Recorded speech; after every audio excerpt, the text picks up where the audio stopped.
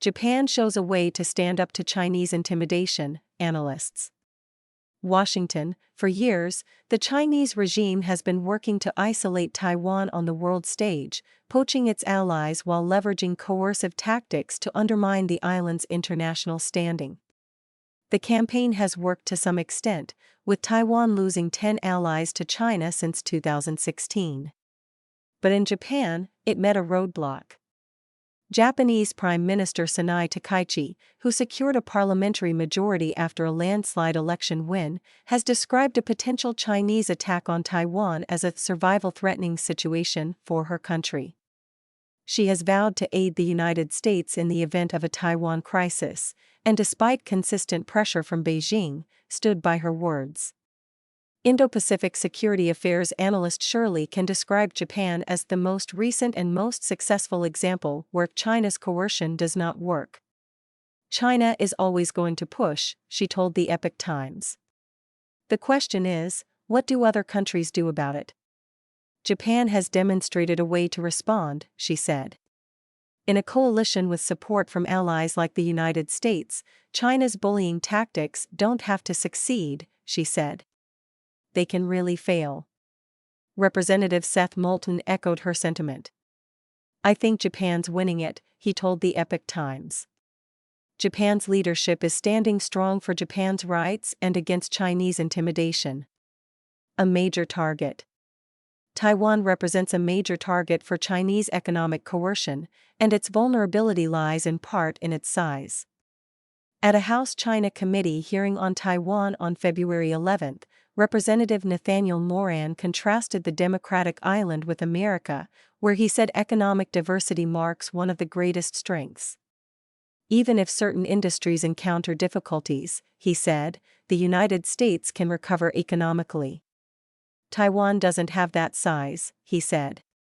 Mainland China is the top market for the island, taking close to $800 million worth of Taiwan's agricultural goods in 2024, about 15% of its total agricultural export. The regime has used this dependence to its advantage, citing alleged food safety or pest issues to restrict key Taiwanese products from fruits to fish. The 2021 ban on pineapples affected 90% of the tropical fruits exports, marking one of a succession of similar moves that heavily hit farmers in southern Taiwan who have traditionally supported the ruling Democratic Progressive Party. Mira Rapphooper, visiting fellow at the Brookings Institution and a partner at the strategic advisory firm Asia Group, said the measures reveal Beijing's ability to use economic punishment on a targeted basis. That's not only economic coercion. It's election interference, she said at the hearing. The Chinese regime, she said, has the ability to take Taiwan right now without firing a shot. Both Kan and Rapphooper consider Beijing the single biggest threat to Taiwan. While it's hard to develop countering strategies in advance, the United States can help Taiwan identify key sectors that Beijing may target, then find alternative markets that can absorb the products when the pressure does come, Rapphooper said. Preparation now is key, she said. Taiwan has been diversifying from the Chinese market. In 2025, the United States overtook China as its largest export partner, the first time since 1999. Taiwan needs to stay on this course, Ken said. But there are lessons for other countries too, said Rapphooper. After Honduras severed ties with Taiwan in favor of China in 2023, its shrimp exports suffered heavy losses as the Chinese demand failed to keep up.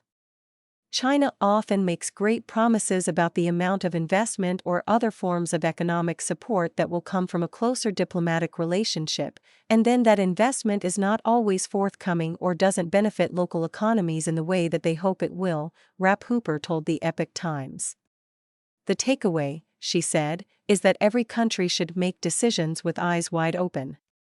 The United States is currently finalizing the $500 billion trade deal with Taiwan, and Representative John Molinar, chairman of the House China Committee, said in an interview that he's excited to see the opportunities for mutual prosperity in the years to come. Representative Zach Nunn said he's looking forward to a bipartisan congressional delegation to Taiwan in April. The group will explore collaborations on innovations and how to deepen free trade throughout the region. If China continues to be an adversary to their closest neighbors, the United States stands firmly with Taiwan's future, he told the Epoch Times. Nathan Worcester contributed to this report.